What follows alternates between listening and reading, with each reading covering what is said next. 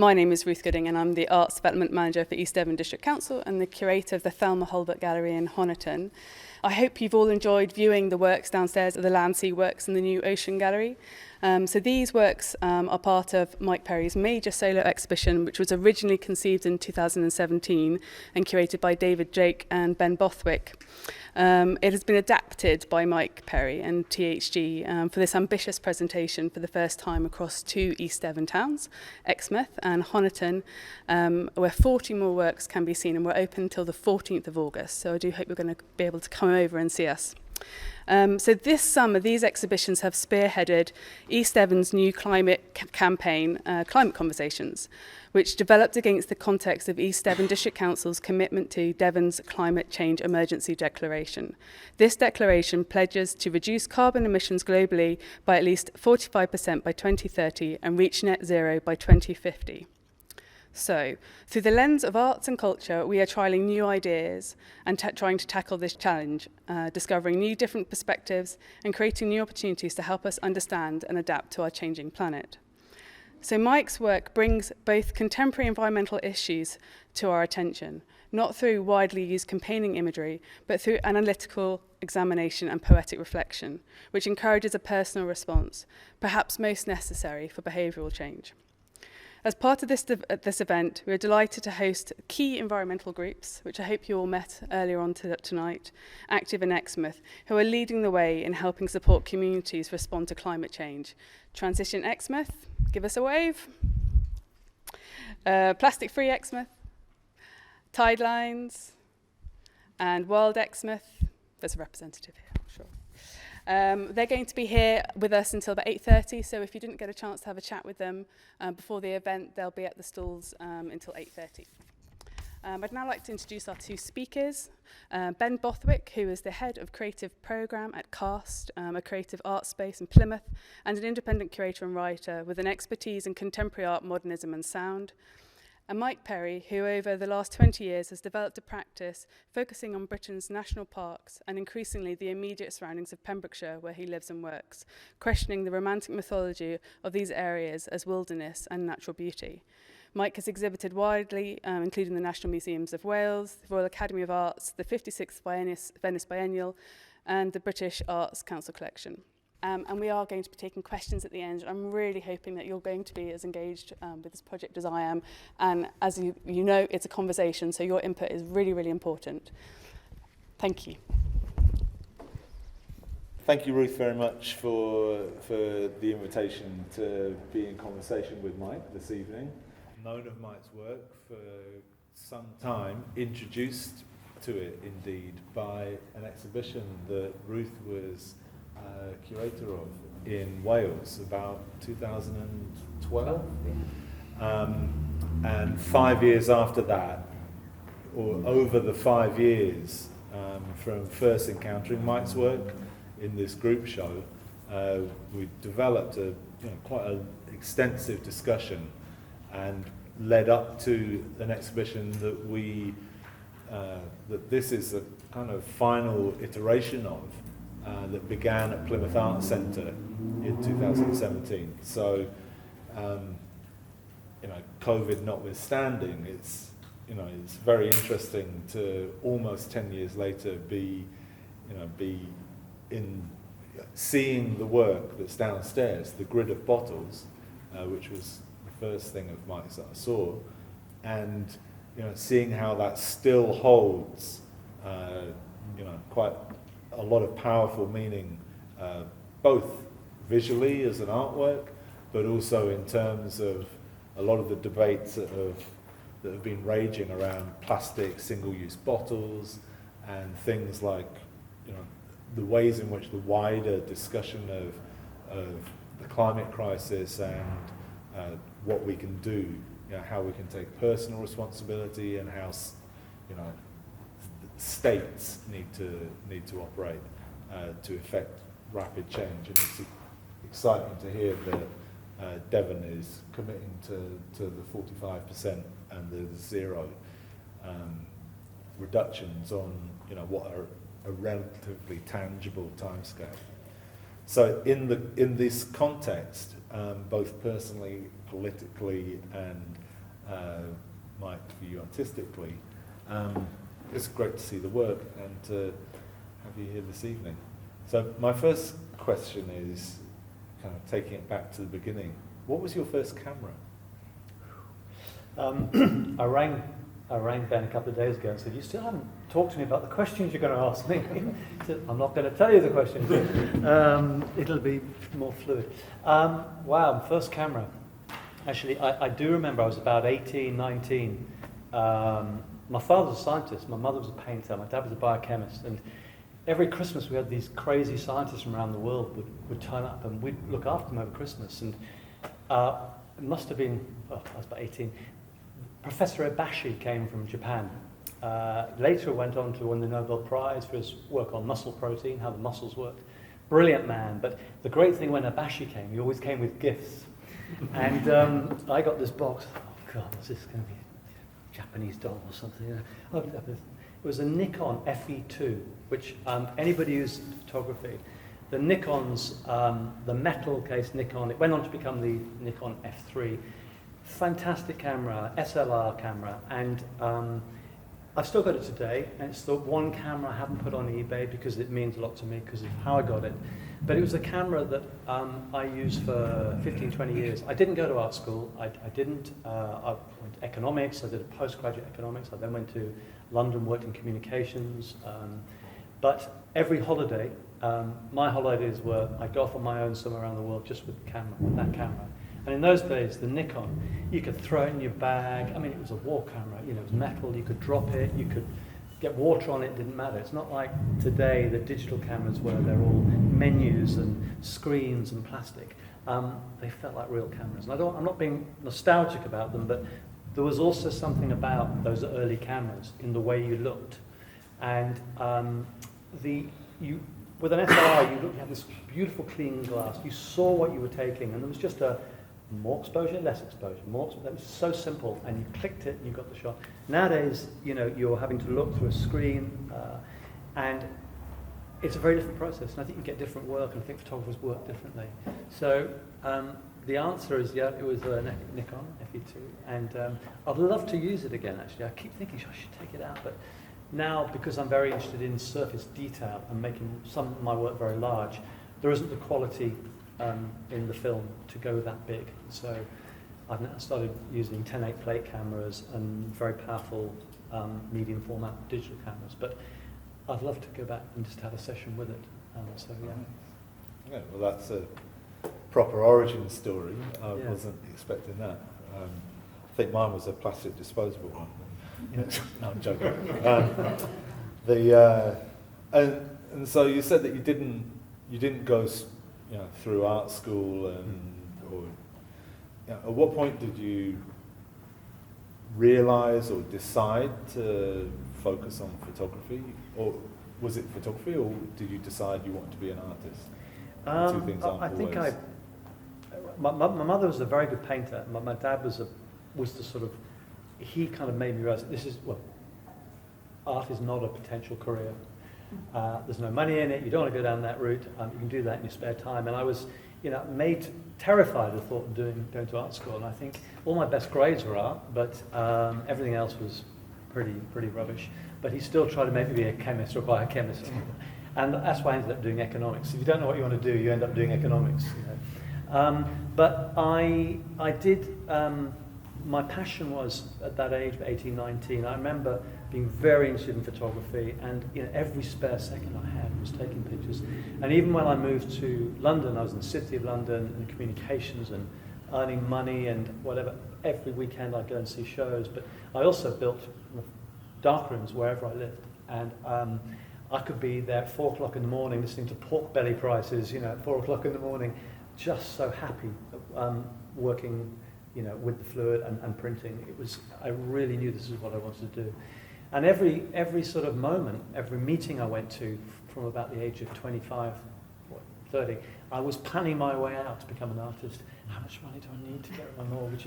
Every single meeting, and I'd be in meetings, someone asked me a question, I'd be looking at it, I could frame that. It's a guy out there, So I knew it was there. I just didn't have the guts, the balls to do it. And then one day I got to the point where I couldn't look myself in the mirror. I just thought, I was 38. I went and by this stage I was a partner of a company, and I went and I just said, I will have to go, I want to go tomorrow. And they were very good, they gave me the share. It was enough to get rid of my mortgage and to have a flat without a mortgage. And that was the age of 38. And then it was, oh my God, what have I done? You're in a room. I was in a warehouse flat in Hackney in East London, going nowhere to go for work, and suddenly, but it was great. I never looked back. I'm so happy I did that.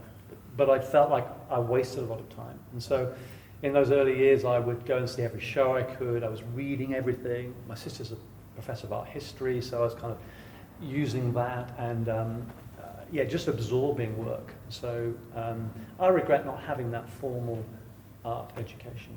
But perhaps I've brought other things to the party as a result of that.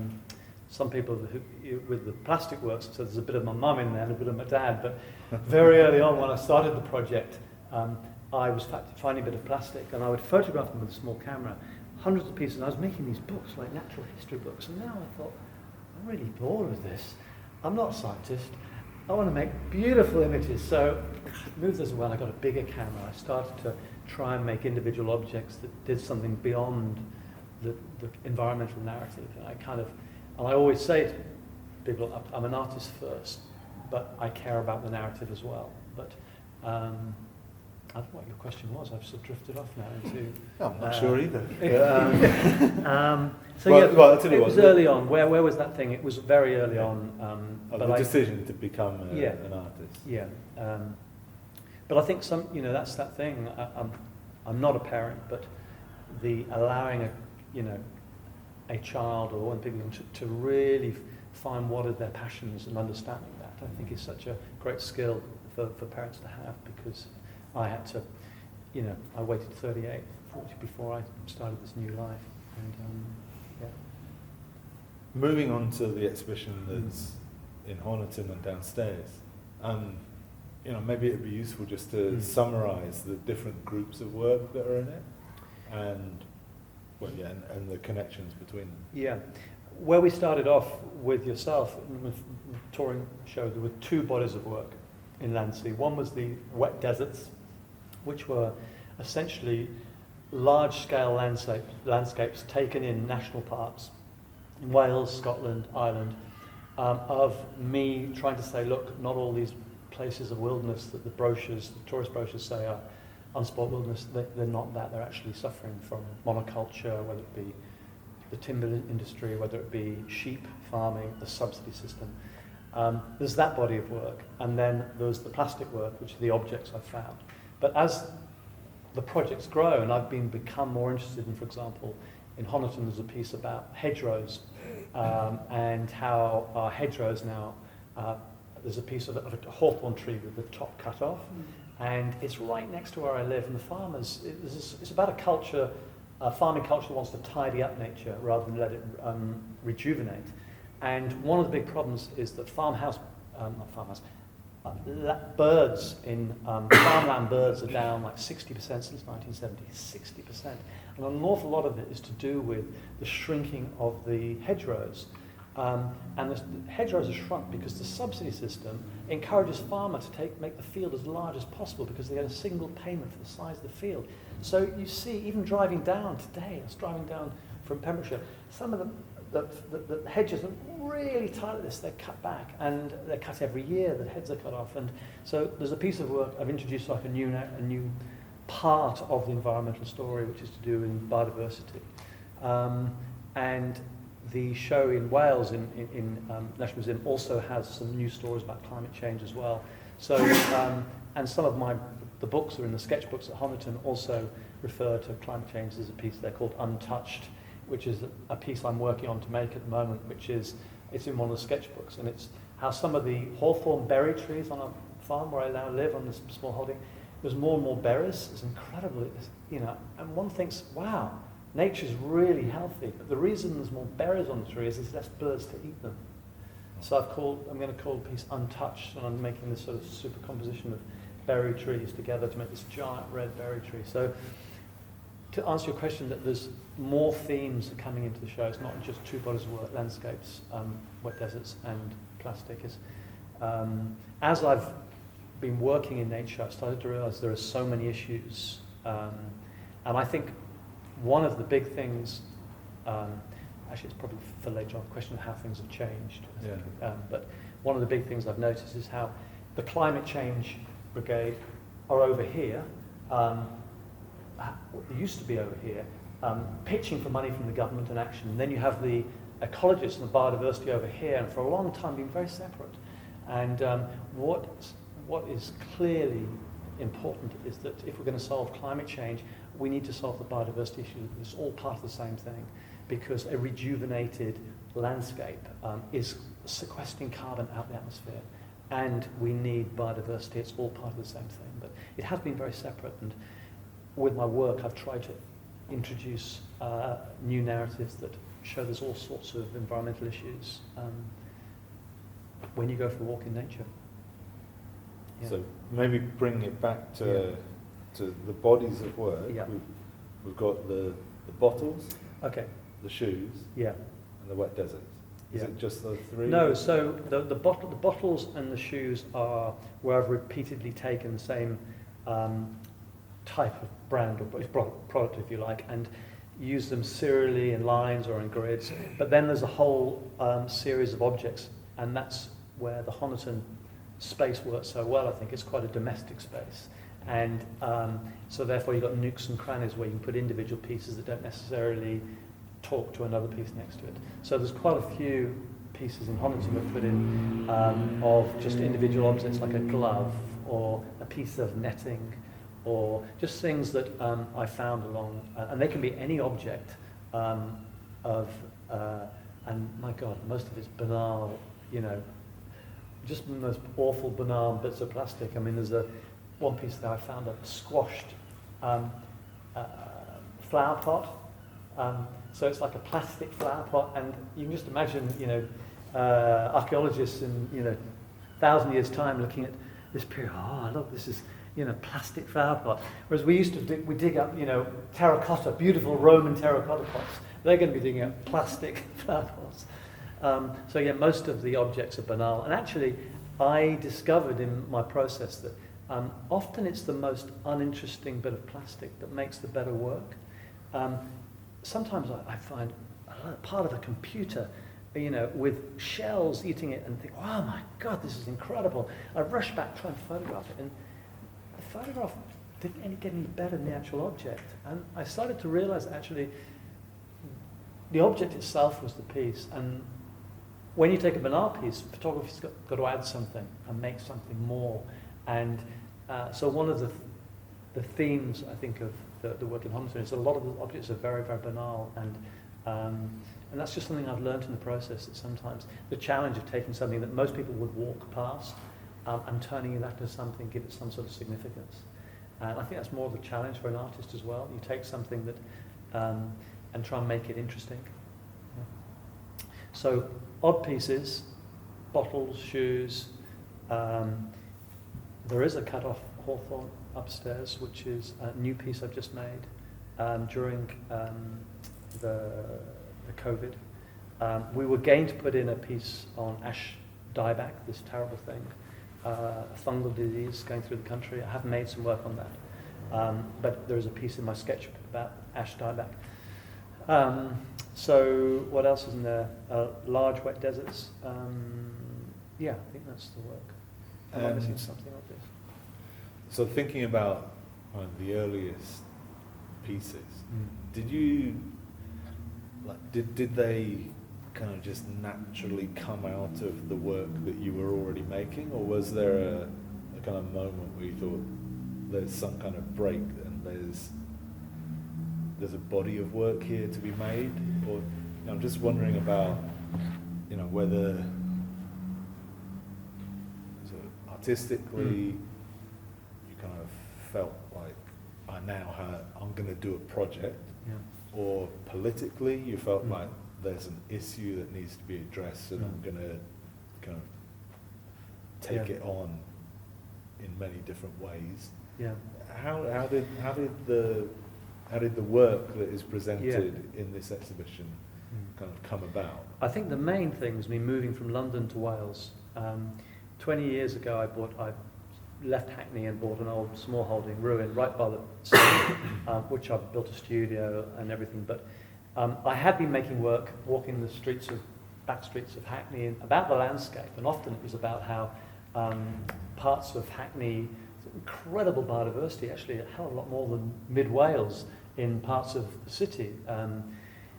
And I was making work about urban decay and about how there was high biodiversity actually in parts of the city you wouldn't expect. And I've sort of, when I came to Wales, I started taking work. Again, I wanted to work locally. I didn't want to just go off to the Arctic or the rainforest. I wanted to make work locally. And I made a piece called Green Gorse, which was just a kind of monochrome abstraction, a big slab of green gorse. And I took this photograph, and I realized, the reason I took it is that I just loved the slab of color. There was no environmental purpose until I started looking at the picture. And I realized, actually, this green gorse, why is it just green gorse? And I started to understand that sheep eat everything. 3 things they don't eat: tarmac, barbed wire, and gorse. So consequently, along huge parts of Pembrokeshire, there's just gorse growing. So people walk down the Pembrokeshire Coastal Path and they go, oh, look, this beautiful bay and cove, and they turn around and there's miles and miles of just gorse, no wildflowers, no trees, and it's because of the monoculture. So I took this picture and I realized, actually, where I'm living here in this national park, there is a very strong environmental narrative, and it made me want to then explore national parks more, and that led to the wet deserts. That was a very flat picture. I was flattening perspectives then because I was still influenced more by painting and by abstraction. And that's when I decided to get the camper van and go to Scotland, go to Ireland, and go to these other national parks, and where I started taking more contextual photographs where the environmental narrative was greater. So that body developed from that piece of work and me going to Wales and working in National Park. But the plastics work was, I always used to, I have these memories of a kid. I used to be left on the beach. My dad would be marking papers somewhere. I'd just be left. And I used to pick up, like kids do, all sorts of shells. But I started picking up bits of coloured glass. And I loved them. I became obsessive. I spent a whole week's holidays picking up coloured glass. And one day I covered the whole of my bathroom, my flat, with glass. And it looked quite creepy, actually, the end of it. But it was actually very beautiful, the lights on. But I was clearly into objects. And then, of course, I was in the city working in London. I came back, and rather than plastic glass, I started picking up bits of plastic. So rather than glass, it was plastic. And I started picking them up and seeing some of them were very beautiful shapes. So I was clearly interested in the sort of sculptural shapes and form. And that moment, I started taking small photographs of them and putting them in book and everything. When I just decided to take one piece and to make it very detailed and try and make a sculptural piece, I realized then I had a body of work. It was a sort of moment. I thought, this is a completely new body of work. But a very good artist friend of mine, who Turner Prize winner, came and she said, Mike, they're landscapes.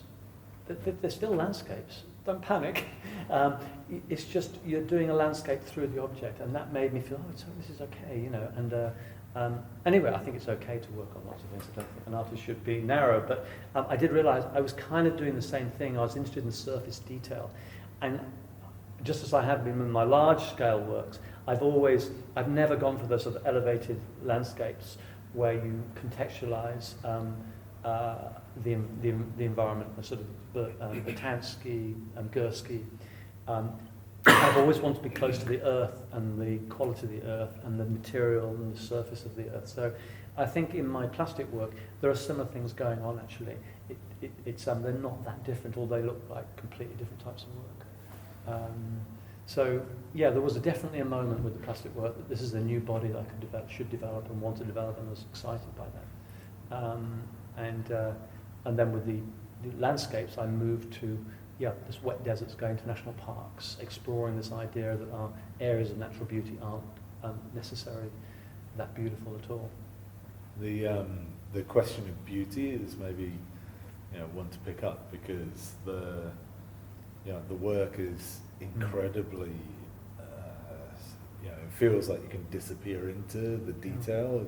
Technologically, the cameras are able to capture that, but more than the technology being able to. There are decisions there that you've made about depth, and I find the work incredibly seductive, and I just wonder how you balance this question of kind of aesthetic beauty and the subject matter that the work is about. I was really concerned about this very early on, but is there a contradiction in this? I'm taking bits of toxic pollution and trying to find something poetic with them. But again, very soon, the more I talked with other artists, to say, no, this is what we all do in many ways, or other artists have done in different fields. And I think the way artists get across narratives about the environment is very different. I showed, when I did show in the Venice show, 215, I was in the next space to Chris Jordan, who took those amazing photographs of albatross with their guts open. And it's hard to look at these. I don't know whether you all know them, they're pretty famous now, but they're pictures of birds with cigarette lighters in them. And I remember when I worked with Greenpeace, those are the type of images that we try to create news. We would try to create media, as shocking pictures as we could. And that's one strategy. That's the kind of Greenpeace terror, shock people how horrific it is. On the other end of the spectrum, you have artists who work very ephemerally and with very, sometimes quite conceptual pieces that take a long time to unravel, but they can be equally powerful. And when you do unravel a message, you remember that story a long time. I think mine's somewhere in the middle. There's a little bit of conceptual thought in there, but they're still very aesthetic pieces. But once I started to recognize that I was as interested in the way nature's the ultimate designer, and the way nature breaks down things and turns them into extraordinary shapes and forms, I thought, well, this is part of my work. Whether we humans are stupid enough still to be around in the future is another issue. It's a philosophical issue. But I was interested in the way nature turns these industrial products into beautiful objects. And then there's that paradox. They're also, if you like, they're dangerous and they're getting into our ecosystems. In many ways, I think I perhaps post-rationalize. I always talk about it's a way of bringing people in to see how these things break down. And I have been told that when school parties go around, one of the things about the Chris Jordan's work is you look and you go, oh, and you walk away. You remember them, but perhaps with the plastic pieces, you go and you go, oh, look at that shell. It's just, I see people looking in very close to the work, and so maybe it's getting people to realize how these things break down in a way that entices them in. So there is a strategy. It's not the reason I did it, but that might be part of the benefit of that route. I don't know. But I mean, the beauty terror thing has been around in Bittersweet Shakespeare. I talked about it earlier. Nietzsche's thing. There's no beautiful surface without terrible depth. And Graham Sutherland, who I was recently found his notebooks, and they show him at the National Museum of Wales a lot. And I did a residency where I did a similar theme. He found bits of old wood and painted them, and I'm finding things 40 years later. Stories from the Sea. I did a sort of joint residency with his previous work. And I read his notebooks, and there's this lovely paragraph which I sort of cut out and stuck in my own book, which was a lot of people, my work is about both ugliness and beauty at the same time. A lot of people walk out of my show in horror. A lot of people love the work, and that's up to them. But, I see the two as intricately linked as part of the same thing. And it's a difficult thing, You go to Venice, I go to Venice, I get deep melancholy when I go to Venice. It's so beautiful. It makes you think of your own mortality. There's that sort of sense of some things have both these things at the same time, the ugly, beautiful thing. Yeah. Great poetry. It's often about the saddest things. War poetry, I reread W.H. Auden, 1939, September 39, about the oncoming of fascism the other day, and it could be today in America, but incredibly beautiful poetry, but incredibly sad. So, yeah. And that's maybe the difference between a kind of newspaper article and a poem, like the Chris Jordan photographs. Completely, totally. Being able to disappear into totally, yeah, totally. Have you made work specifically for this exhibition? And the reason I ask is because, having seen one body of work in 2012, and then you're still making more and more work and decisions for an exhibition. You make those decisions. This show began 4 years ago and has been on tour. And have you, when it opened in 2017, it seemed like a complete presentation in some ways. Have you subsequently carried on making new work to add in and to kind of hone this project? Yeah, I never saw it as a complete thing. In fact, I've always wanted to add, I want this to be a moving thing. Just as we start to unravel the environmental issues, I'm making new work, and I think there's still part of this land sea moving touring show. So absolutely, I've been working on new things. In this show in Honiton, I put in for the first time a new piece I've made, and I sort of held it back once Ruth had kind of confirmed the show was going on. It's the bit called burnt fertilizer bag, red, white and blue. There's a lump of plastic I found in a field near me, and it looks like a kind of heart shape, but there's burnt fertilizer bags in front of it. It's just a quite iconic image. It's my Brexit piece. Am I allowed to say that? Because it kind of is it looks like the American eagle, and it's got the colours of Britain and America, and I made it around the time where we were talking about trade deals with America post-Brexit and everything, so I call it my Brexit piece. I wasn't allowed to use those words with the museum. Oh, really? Not the word Brexit, no. It was sensitive. But anyway, so yes, that's we put that in quite a central position as a new piece. But the other thing is here at Honiton, the shoes, I've curated those differently every time, and as I say, we went up to North Wales, Moston, we had one line of 30 shoes, in Aberystwyth we had one line of 40 shoes, and then when Ruth, her team, created the space here, we worked out we put them in two lines. We thought it was a nice way of using that space. So we've reformulated for the space we've created. And the other new piece, is the hawthorn, the cut-off hawthorn at Honiton as well, which is made in black and white.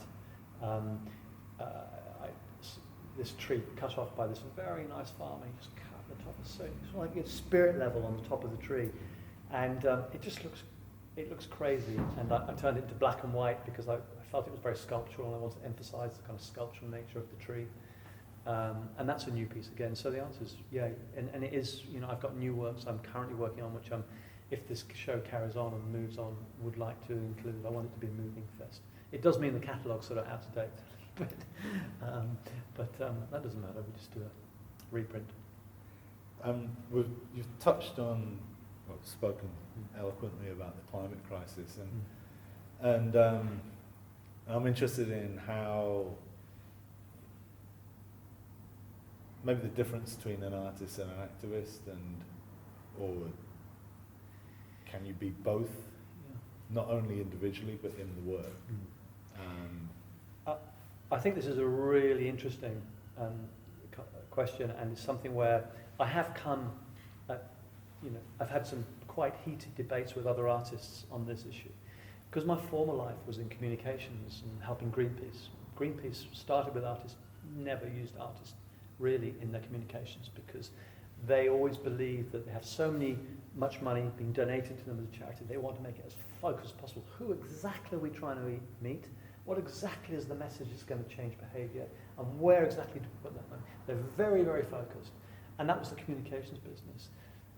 Artists make works about themselves, really, in truth. Every novel is an autobiography of oneself, one's experiences, and every photographer, even if it looks like we're photographing nature, and we are really putting ourselves into it. So there's always that element with an artist's work of the self.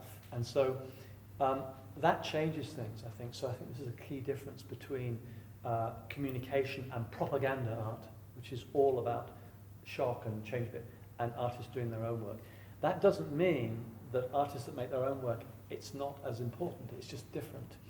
And it can be perhaps more poetic, it can make people think differently, it can make you remember something differently, but it's not necessarily the best way, perhaps if you have so many pounds to spend the money, if you're a scientist wanting to get your message across. And back in 2005, I went to the first tipping point symposium at Oxford University, where they had all the world's climate scientists there. And they brought in all these amazing artists. I'm very lucky to be invited to this. And one of the reasons they brought them is that scientists are so desperate to get their messages communicated, because governments have not been listening. In particular, the Tory government have done very, very little. And so they felt, we'll talk to artists, let's try and get our messages through culture. And I think that's all very well, and the problems are so great, both in biodiversity, plastics, climate change. We need people talking, communicating at every level. So artists have a very important role, but we mustn't forget the impact of mainstream media. And a really good example of that was, I've been working, and another artist, Mandy Barker, fabulous artist up in the north, both working our own way on plastic, and other artists around the world working on plastic. And still, we're in galleries, quite a specific audience go to galleries. And then Attenborough did that program on plastics, BBC. Unbelievable. Suddenly, overnight, Daily Mail, Times, everyone's talking about it. And it just showed the impact. And this, because I've been in communications, I've sort of been saying, you scientists, we need to be briefing documentary makers, mainstream. You need to get the Daily Mail, the Sunday Times, the Times on you. And you need to get Murdoch's press on your side, because they're so influential. And those are the papers that the politicians look at to decide whether they need to change policy. And so his impact when he did that series on climate and environment was so impactful. It just shows you what mainstream media can do. And in many ways, it didn't devalue what artists do, because we're working at another level. It did show you the difference, I think, between art and mainstream communication. So, am I an activist or am I an artist? I'm an artist. Was that the question? Second question. I'm definitely an artist first. If you told me I had to just go on marches the rest of my life and not make art, well, I'd be really upset. It doesn't mean I don't write to MPs. I do all the time. It doesn't mean I'm going to tell somebody off for bringing a plastic bottle in here. Shouldn't be any plastic bottles here at all. It doesn't mean I don't, go out and, I do demonstrate and I do my work. But my heart as an artist, and that's where my passion is, and that's what I get up on a rainy day and a cup of tea and go to my studio. That's where I start. Yeah. I mean, do you think there are ways that you make this work that's incredibly beautiful, that kind of speaks to and from a lot of really important issues? Are you interested in exploring ways that your work could be mobilized more? Not really. I'm terribly honest. Listen, it's fantastic when I see the museum bring in schools and the schools do projects, and that's fantastically motivating and makes you feel really good. And I've been involved in a lot of that, but I don't want to pretend that or lie that that's the area that really drives me. I want to make the work, and then I want to work with curators who then do that. And Ruth's done an incredible job here in getting this out, getting it to the community, and doing these type of things. And again, I work with other curators who've done very similar things. And when you see kids coming in and doing their own grids and their own photographs and doing beach cleans in Pembrokeshire now, it's fantastic. And the number of beach cleans in Pembrokeshire now, it's incredible. In fact, I have got to tell you a story. This just proves where my motivations lie. Can we turn the recording off now? A few years back, I'm so embarrassed. My wife was saying, "Mike, don't go there, don't go there." Come on, tell us. Okay, a few years back, actually, it was I had a show coming up, and I had to take some new work. I was invited to be in a show called Found at the Foundling Museum in London by the artist Cornelia Parker. Asked me to make some new work, but she said, "Mike, it has to be new work," and it's on in May. Oh God, Found! I saw who it was, Anthony Gormley, all these amazing artists that I love were in the show. I thought, I've got to do something good and new. So I was out in the storm coming in, out on the beach, and the big storm came in, and there's this beach called Freshwater West, ironically, Freshwater West in West Pembrokeshire. And every time there's a storm, it's absolutely covered in plastic.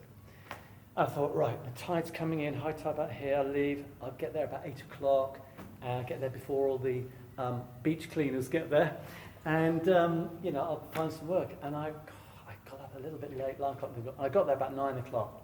And as I'm driving up this long beach, the beach is covered in people with red bags and helmets and picking things up and safety gloves. I go, no! The beach is clean! You know, I forget, I sort of heard myself, and Mike, oh God, you should be pleased, you know. And so anyway, I thought, okay, actually, they've collected it for me. I'll go and get the bags. This is going to be great. I'll take them home, and I've got, you know. So I go, first person I see is picking up. Excuse me, I'm an artist. Could I look in your bags? Oh no, you haven't got the kit on, health and safety. I said, I'll put some gloves on. They wouldn't let me near the plastic. It was terrible. And eventually they had a group of men came over to shoo me away. You know, I had to change my name. It wasn't really me. So anyway, that's proof of where my motivations lie. But at the same time, of course I care about plastic on the beach, you know, and everything. But yeah. Shouldn't have told that. I know I shouldn't have. I really don't know what to say.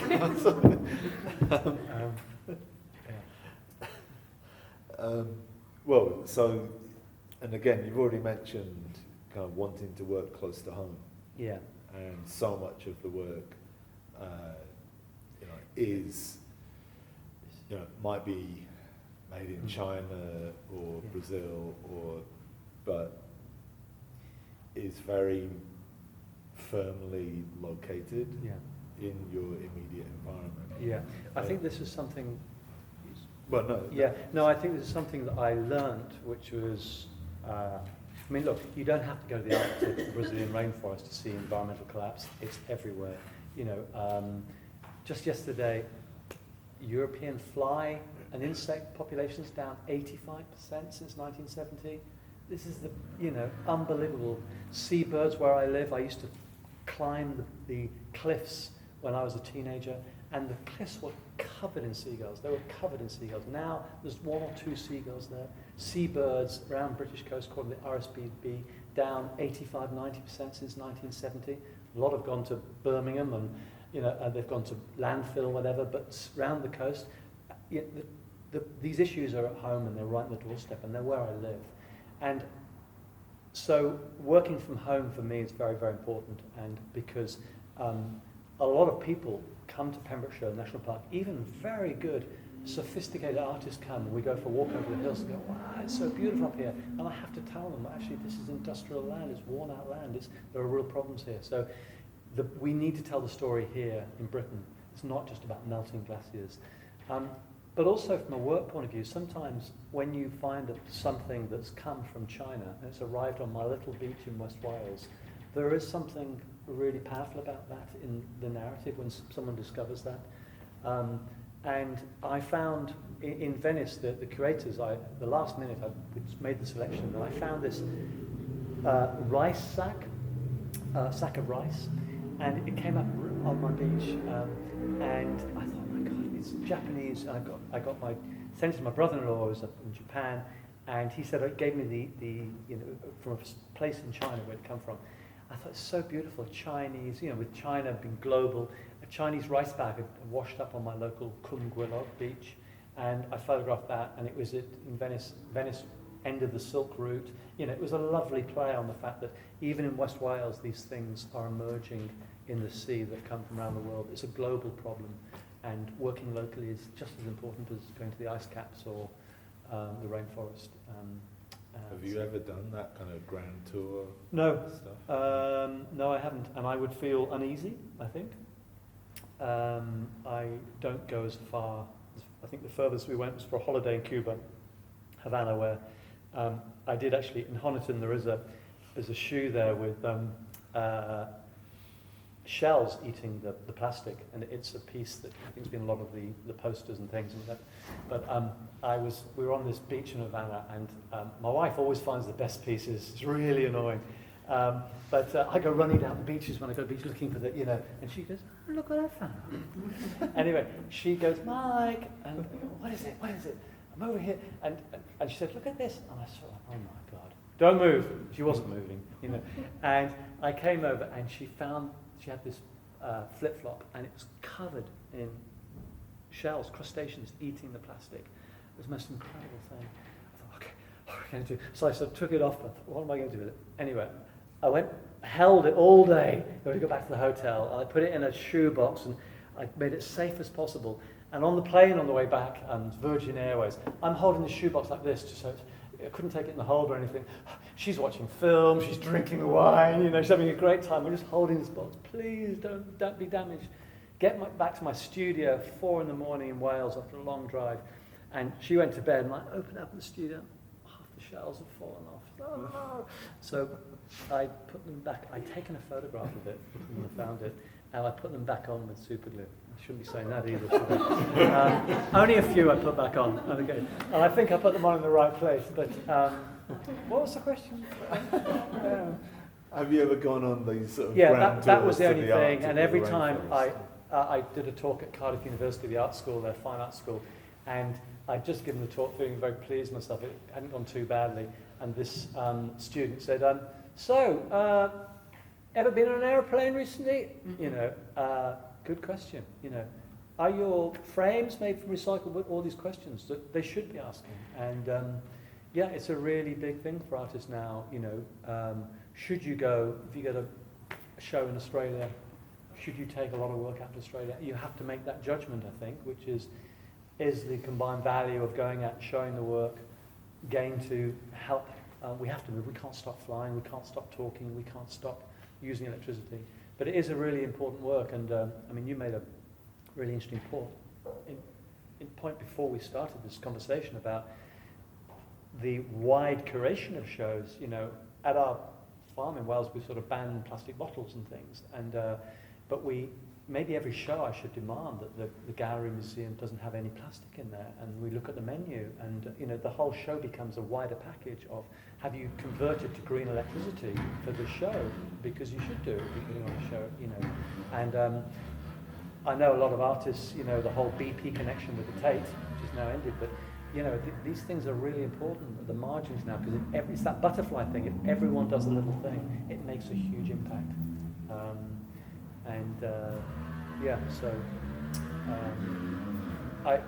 I don't think people should not travel. I think it's just rather than 4 times a year to cheap flights, Ryanair maybe once a year, and then trying to do everything a little bit in every area, and makes a huge difference. If everybody started doing that, if everybody got rid of their gas boilers and converted to electric boiler, or switched to electric supplier overnight, my God.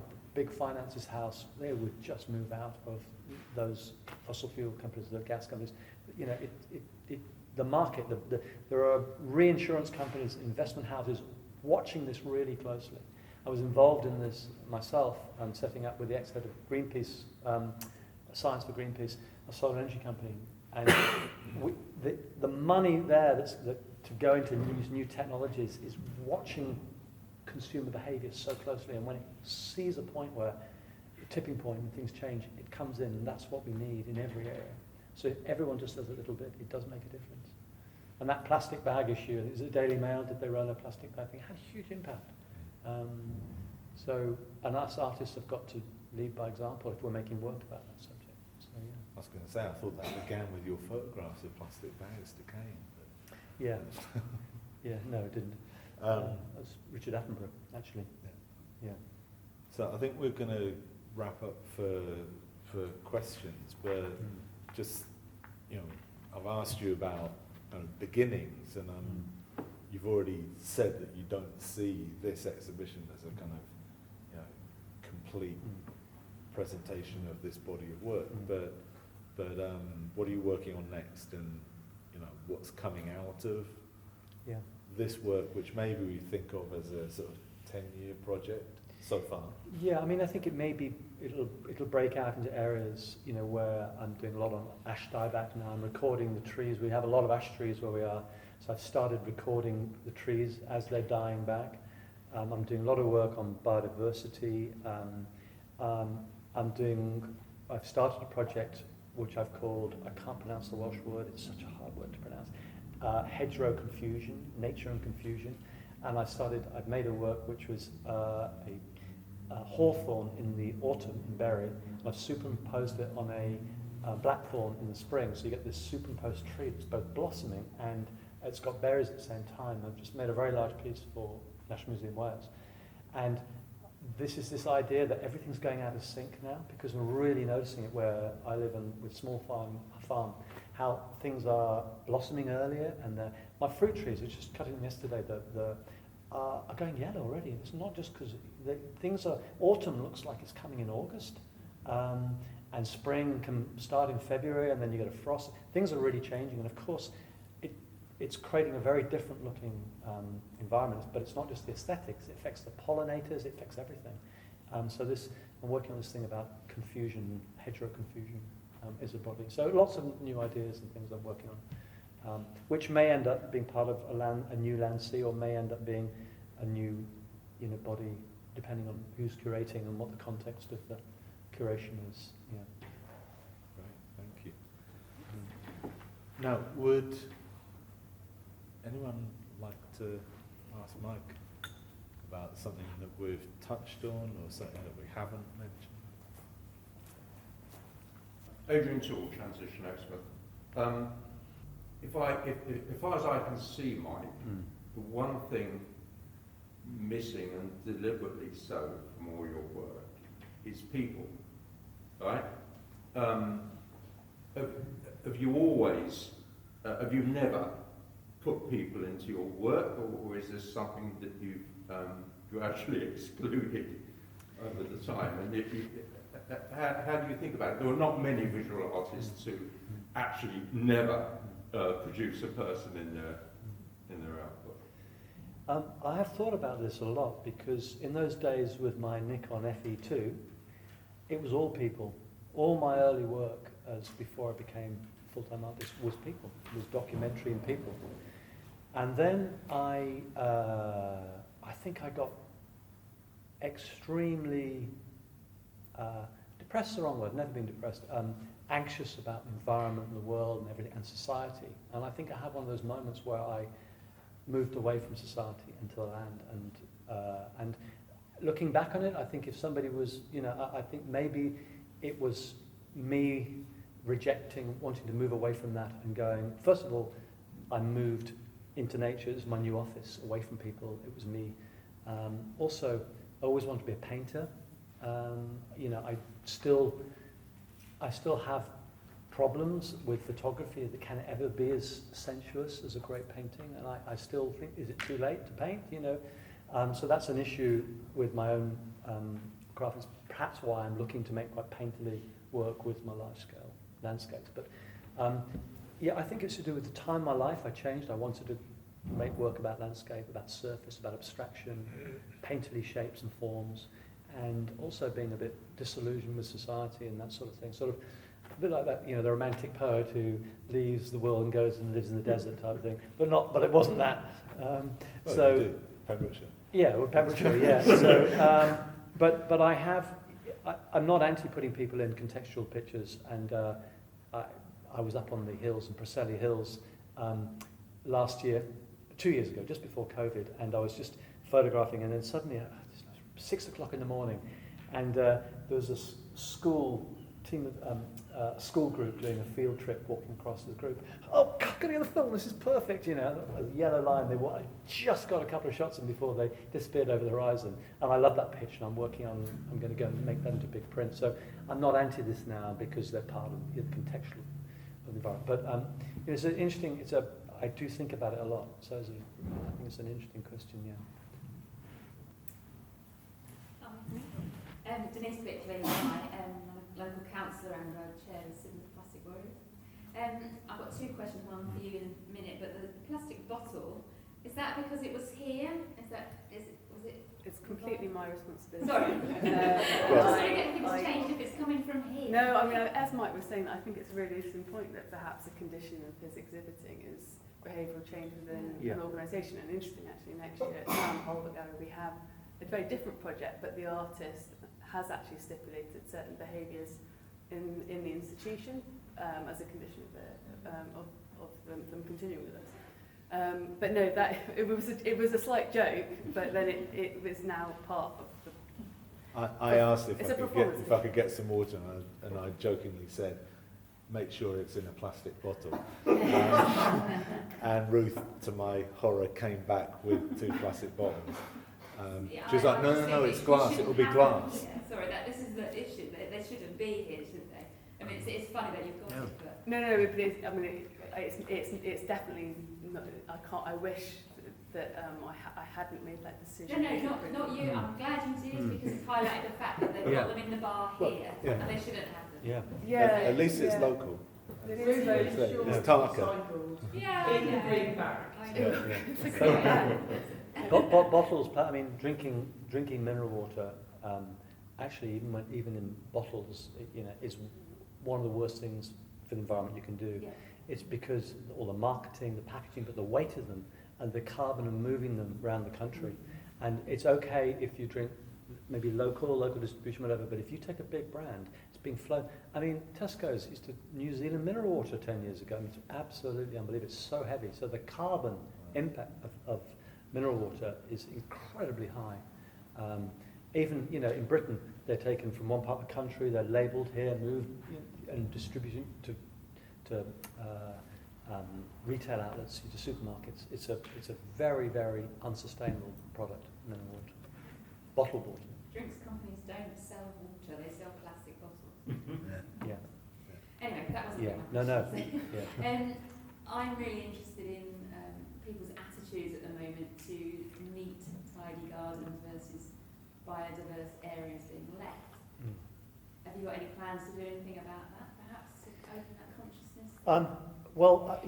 Nearly all the wet deserts work is about that, and I took a photograph called Bench.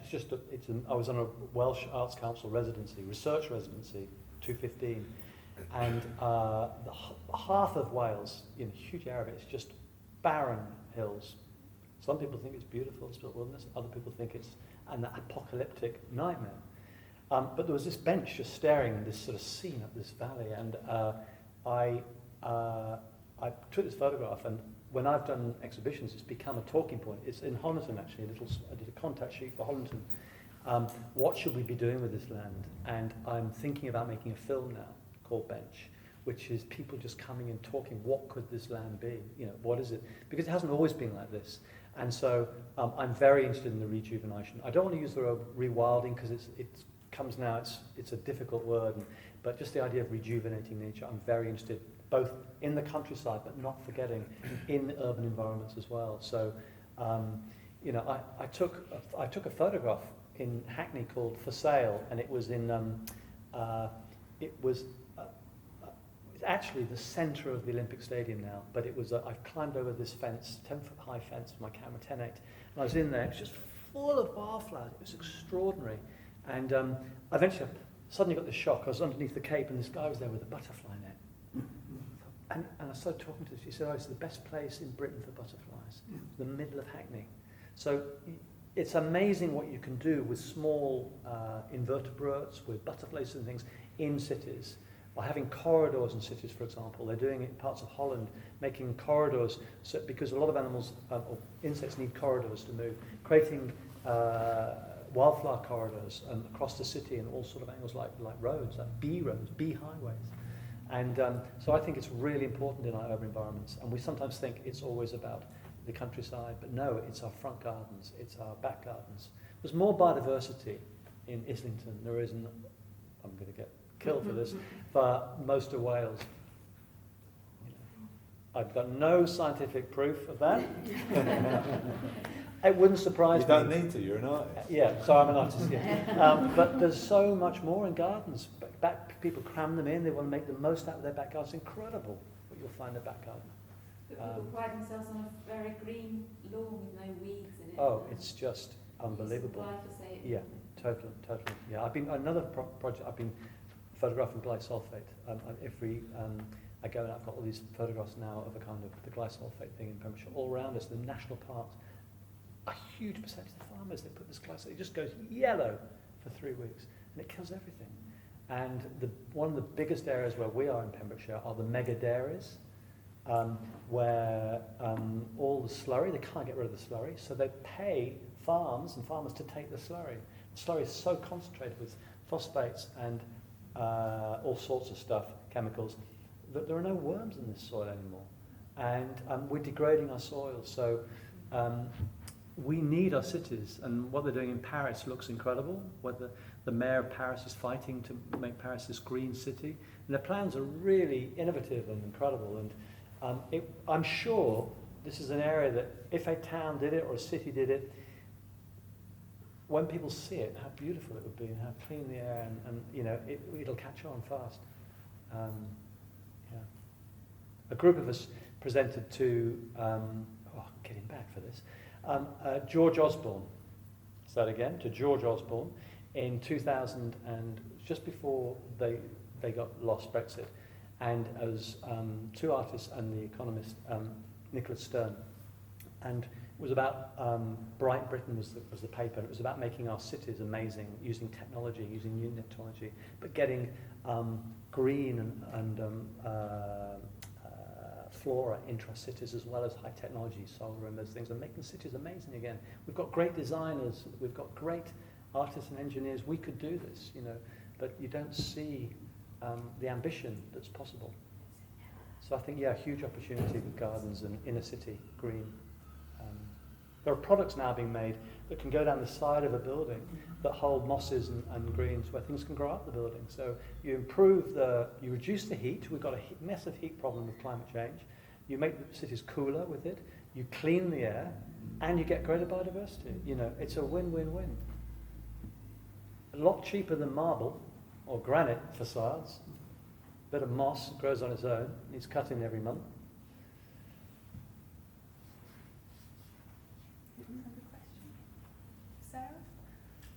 Hi, Sarah Campbell from Arts and Culture at the University of Exeter. I'm interested in the technical drivers and the aesthetic drivers in your work. So the work, it feels very technically precise. It's so beautiful, and you can look at it so closely.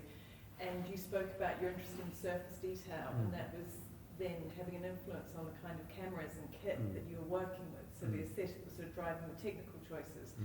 Does it feed back the other way, where by exploring new techniques, new cameras, new ways of working, that then sort of opens up a different way of making photographs that then perhaps feeds back the other way? You know, how do those two things interact? Really interesting question. The answer is, when I left to become an artist, I was very influenced by the German school, Dusseldorf school, not just the Becker's work of serialization, but Struth, Gursky, Thomas Ruth was large-scale photographers making large-scale, very detailed work with 10-8 plate cameras. So I immediately got myself a 5.4 film camera. One day, I used it, thought, it's not detailed enough. I just spent all this money, I don't know. Next day I went out and got second-hand 10-8. And I was obsessed with the lens. I was obsessed with detail because it gave me, there's something about the detail, which was my way of painting, of finding form, colour, textures of the surface of the earth. And so I used 10-8 for a long time. And when 10-8 is very heavy to carry around, it's incredibly expensive to take a 10-8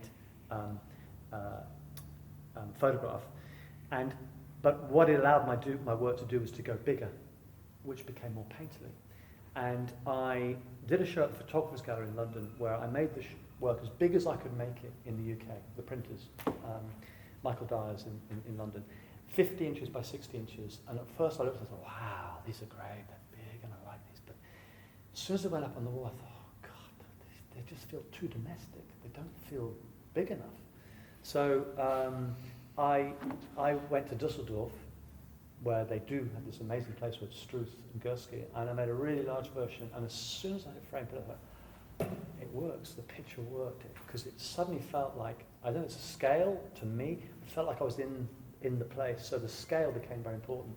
So yeah, the technology of using 10-8 and shooting with very fine-grained film at 10-8 was massively helping the work. Then... Can I just ask, was it a landscape piece? This is my wet deserts work, the landscape piece, and it was a couple of pieces that are now, there's a piece at Honiton, the large lot clooney, the large space. I would like to go larger again, but it works at that. And the 10.8 can hold that. You see the detail. I then moved to, when I started taking the big objects, I couldn't use 10.8 for that. The lighting's so difficult. And I want to see in a studio, and it's so expensive. So I then decided I've got to make the move to digital. And I found, I was very worried about digital because it doesn't have the depth of colour. It doesn't have that depth that film has, and it doesn't have that, for me, painterly feel. But I used a Hasselblad, the most detailed camera at the time when I started, which was 50 megapixel Hasselblad, 2.25 camera. And results were, all those bottles were shot with that. But I became so in love with this, and what it did, I still felt it wasn't sharp enough. So then they brought out the 100, and Hasselblad lent me this 400, multi-shot thing, took 6 shots and I went and crushed them together. Oh my God, this is amazing. And then I decided, my mother died in a few years ago, and I used the money to get into a phase 1 system, which is a new camera system. It's an IQ4. It's the most detailed camera in the world at the moment. And it's 150 megapixel, but it has changed my landscapes for me because I've been out in the landscapes now, and I can get the detail, but the amazing thing about this another level of the IQ, this camera, is that the movement, which I love in sometimes when you're taking long exposures, it doesn't look like noise anymore, because with digital, there's always a problem with digital up until the last few years, which is any movement looks pretty horrible, it looks like noise. And suddenly I've taken these new pictures I've just put in the museum show. They're very large, and they are, the soft bits I've taken some 5-minute exposures at night. They're beautiful. They're like, you can't see it's digital. They're like film-like. And so suddenly things have opened up for me with this technology. That I can now take, I don't have to be precise, I can take more painterly with digital, which was never heard of before. So yeah, it's opened up a new area for me. And I did a body of work called Untitled, which were just bits of cardboard. With online shopping, there's so much cardboard arriving in your home. So I started photographing it and trying to make something out of these mundane bits of boring cardboard. But the quality, they look almost super real, and the detail is sharper than the eye can see. So yes, it's fed back. I've loved it, and I'm very interested in that surface detail. But I like the idea that I can loosen up with it as well now, by shooting slower and getting movement, as well as where I need to be sharp, being sharp. So yeah, it's incredible what's happening with the technology. I hated digital, hated it until, and now I don't shoot 1080 anymore. At last, I do not, I'm 61, and I don't have to carry those plates. It's a nightmare carrying a 1080 camera. It's so heavy. I used to put pillows on my shoulder and, carry around, change that. And everybody's shot with 1080 would tell you. But now I've got this camera I can pack away and walk, and it's great, and it's got all the details. So it's amazing. Yeah. Liz, I think you had a question? Liz? Me? Yes, Liz. Thanks very much. That was a great talk, Mike. 2 points. Just Mandy Barker, you mentioned Mandy working in galleries all the time, but in fact she also showed on the London Tube and also shown on hoardings in various parts of the world. In other words, she's very conscious of the outreach aspect of it. Yeah. But the other point that I wanted to make, I've been thinking about while we were talking, Ben, when you set up a binary, which I think is a big binary, between art and activism. Yeah. And I actually think all the ways in which Mike has been talking about his work defy that binary. And I think that the question really is, what is the interrelationship between your practice as an artist and your broader interest in intervening as an activist? And I think we should ideally, or I speak as somebody who wants to count in art, I'm a curator and writer about photography, I think we should all avoid that binary because I don't think it helps us. Sorry, polemical point rather than a question, but I turn that into a question. Ben, I wonder if you agree. I agree. I think, it was partly staged as a binary to get Mike to break it down, but yeah, But I if take we're not careful, we let other people think, oh, only an artist. Let's get on with making things happen. isn't like, in my view, it's much more fluid, isn't like that. And art is important as a part of stimulating dialogue, stimulating conversations. I mean, maybe one of the interesting things is if you ask, a lot of artists, if you ask them, do you see your work as having a kind of activist role? They say yes. But that, if you kind of flip it around, sticking with binaries, and you ask a lot of activists if they see their work as having artistic qualities, then often they'll say no. Yeah. And so how is what's this kind of two-way mirror that where one but side maybe don't see. Maybe the problem is the two-wayness about it. Yeah. Yes, Well, I actually mean, it's but much more where complex. one on one half of the glass they see through, and they see this side and that side, and on the other they don't see the artistic side, they don't see the kind of creative side, and maybe that's an area that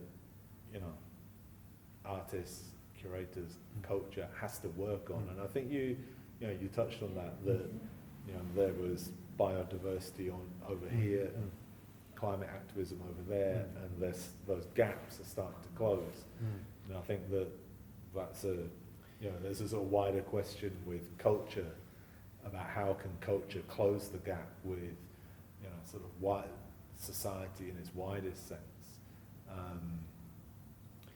and start to break down this kind of perception of culture as being elitist. Yeah, and also, particularly at the moment, helping to stop this sort of siloing of culture as something that isn't as important as science and technology and all the rest, but actually seeing these relationships. I think there's a couple of things. First of all, on Mandy, she does amazing stuff. I didn't mean to imply she just works in galleries. No, she does more than I do on promoting the plastic story, and I think she works great. And yes, I'm absolutely think she does terrific work. It's also quite. I agree with your point, by the way, but it's actually quite tricky because, as an artist who is very involved with the environment and has rewilding friends that I visit, talk to all the time, and what should we do with this land? I have 80 acres, which I'm trying to, do something with. I've already rewilded the area around the farm buildings and everything, and I've got nature back and planted a lot of trees, and I do this stuff. But I do get to that point, which is I'm just trying to maybe set up some sort of trust or to create Finanovi where we are into a wilded area. And there's so much work involved in that, and I have this issue as an artist, how much do I want to spend on that versus my work, which I've got these ideas in my notebook I want to go and make, and that sense of feeling guilty, should I be doing that? I have my ecologist friends say, Mike, you should be doing this with your land. And I go, but I want to go and take these pictures. So there is I do find myself sometimes, this doesn't disagree with your point, it's just saying there is a point where artists want to make their work. It doesn't mean they're not doing an awful lot around the outside as well, but that's what they're really passionate about, and maybe it's best they do that. The great thing is when you have great curators and great education, interpretation teams that really want to get it out and involve the artist in that process, which, Ruth, you've done here. A hell of a long way to come from Pembrokeshire, but it's been great, and, would have been more if it wasn't for COVID, but so yeah. There definitely feels like something's changed, looking at the land art movement in the 60s and in 70s, the getting out the gallery and doing things, and we feel there's a real energy of that back, but much deeper now, and no, there's so many things happening. And I think the good thing also is the science thing is that I think a lot of scientists now are much more aware of the value of art and artists. I think at first it was a bit like, well, that's not really communicating. Richard Thompson, who the professor at Plymouth, when he first saw my work, was saying, well, I think it's like it, but it's not telling people about microplastics, and I said, look, it's not what I do. My work's working a different way, and I, we've had conversations since, and I've been talking to other scientific departments, and I think they start to see this value of how they work together, symbiotically. And once they understand it's different but valuable.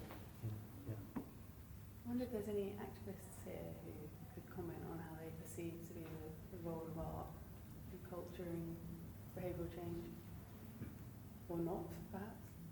Well, I'm reminded that Wayne Hemingway, who is actually involved in the future of Exmouth, grown, has said, nothing good can happen unless it's led by art and design. They don't become more commercial than Wayne Hemingway does. So that is the connection, isn't it? That's his opinion.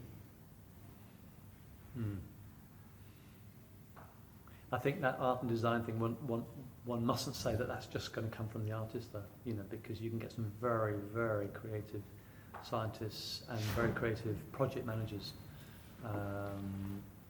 So yes, creativity and design are very, very powerful, but it can come from anywhere, I think. Victoria? It's part of our plastic-free work. I'm a community development worker at East Devon. We work with young people quite a lot, and part of our plastic-free narrative with them has been getting artists in and creating art from the beach cleans that we found, or from the litter picks that we've done around the States. So I think that really connects with children as well. If you bring them to a gallery, and primary age children might switch off, it doesn't necessarily speak to them, but if they can do something tactile with what they found and create things that they then go home and tell their parents about. I took them completely off on a tangent. We were supposed to be talking about recycling, but they all got really upset about the idea of the Pacific garbage patch. They were totally focused on that, and all these sea creatures were going to die, and the parents went, what have you been doing to them? What have you told them? They've come home and ranted on about this. So I think it's different audiences, not necessarily, finding the right level for the right audience, and art is a great way of doing that. Yeah. I think the term artist is so loaded as well that a lot of, activists would avoid it. Yeah. No, the power of young kids talking to parents is incredibly powerful, and that's why Kellogg's and all those food brands go for the Pesta Power and all that stuff. But if you can get them really at an early age starting to understand this and telling their parents we shouldn't be buying this stuff. Why we're buying this, it ends up in is very, very powerful, and it's without frightening or scaring. Very powerful. Any last few questions? Yeah. So I'm part of one of the plastic-free groups in East Devon as well. We've got representatives of various here, and usually the press is very much on our side. But last week they printed a letter which said, what is the need for plastic-free ottery?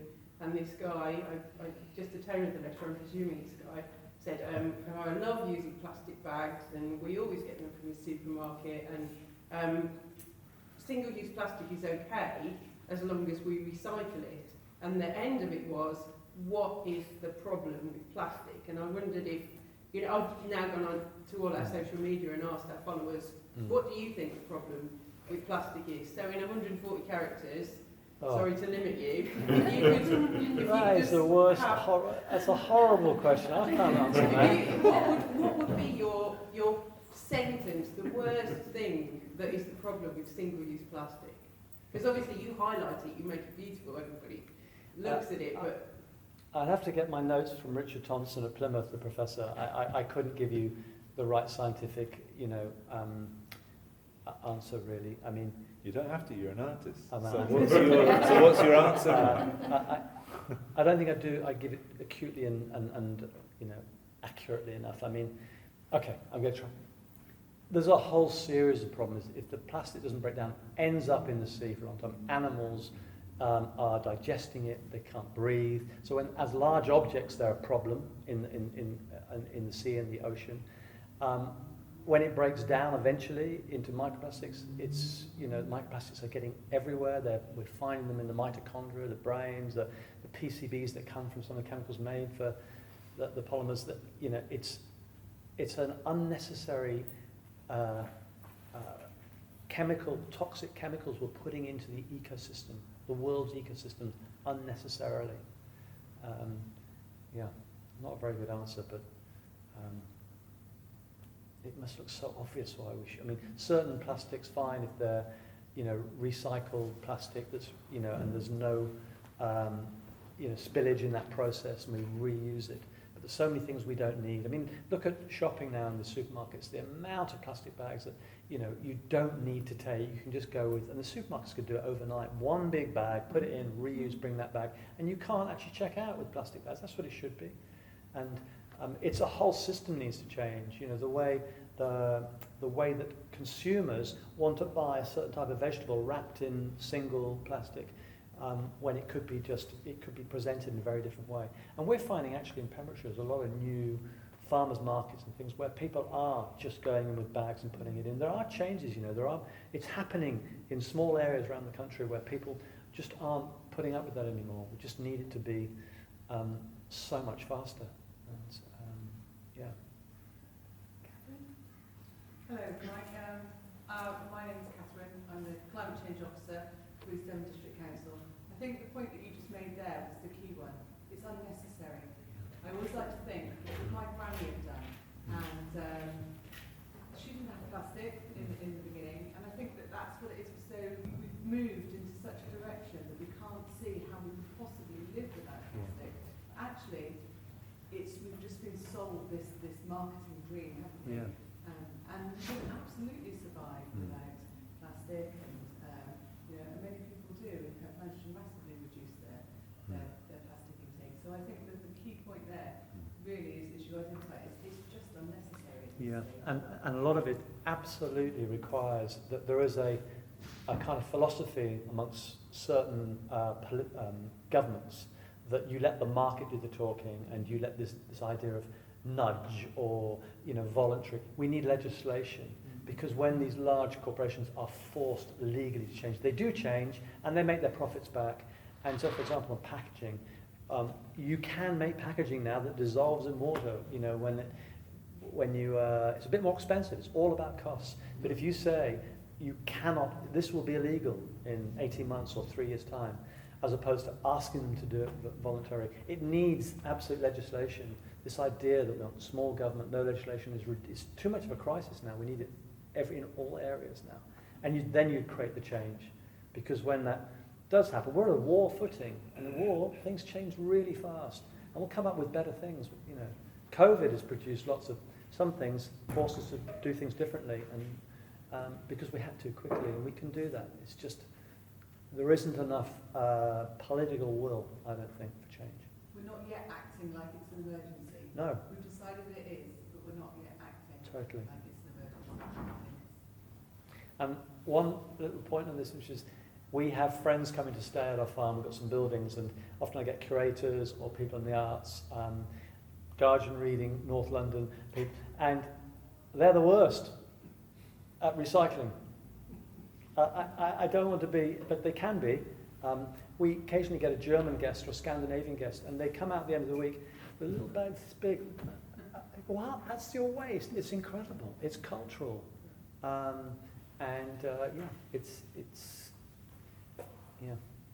a cultural change which we need education, but we also need legislation. Well, thank you all so much. It's been a really, really stimulating conversation. The second climate conversation that we've had this year at Exmouth a couple of weeks ago.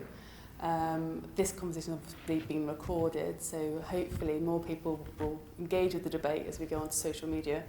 We're going into our next climate conversation in Honiton on the 12th of November, so I hope you can all come over and join us there. That actually marks our next photographic exhibition connected to climate change, which is looking at the world of COP, marking the UN Climate Change Conference, which is up in Glasgow. So hopefully that'll be another moment to, as you say, Caroline, really sort of think of it as an emergency, or at least to underscore it in that way. But I'd just like to take this opportunity to thank Mike so much. This show was actually meant to happen in 2020, working with the University of Exeter. Sadly it didn't, but what, as you said, Ben, out of the pandemic, positive things do happen, and we've managed to build a partnership with Ocean and have a really brilliant show, and Mike's been absolutely superly generous with my team and audiences in sharing this message in his practice. So thank you all so much, and thank you all for coming. This is the biggest event THG has held in 18 months. And I think there's about 20 or 30 in the room. So, you know, it's just really lovely to see faces and to have a shared conversation. So thank you all, and thank you so much to Ben for coming up from Plymouth. And hopefully we'll see you again soon.